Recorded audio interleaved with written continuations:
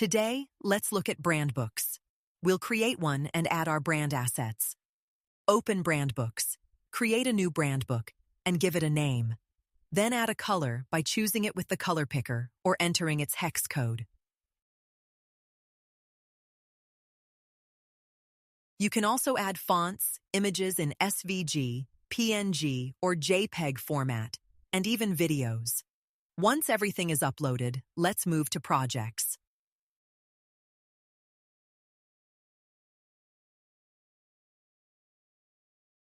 I'll create a simple banner to show how Brandbooks work. To fill the background or a shape, open the Colors tab.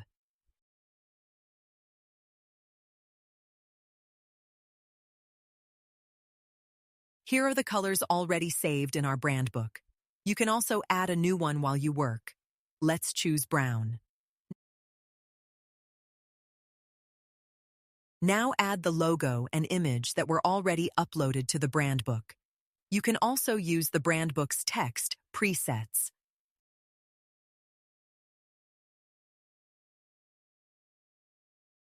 Presets are especially useful when you work with specific font pairs or color combinations.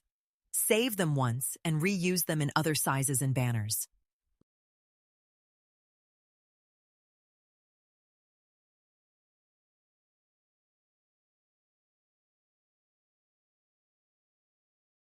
Let's see how this looks. Here are different sizes and text colors.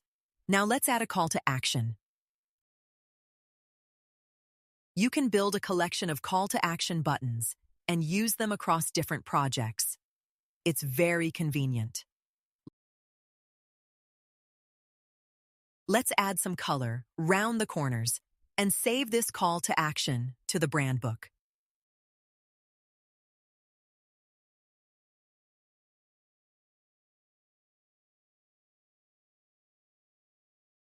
Click the star, choose the Brandbook where it should be stored, and do the same with the text. The button appears under Buttons, and the text under Texts. When we open the Brandbook, we can see our brand colors, logos, fonts, text presets, and call to action buttons.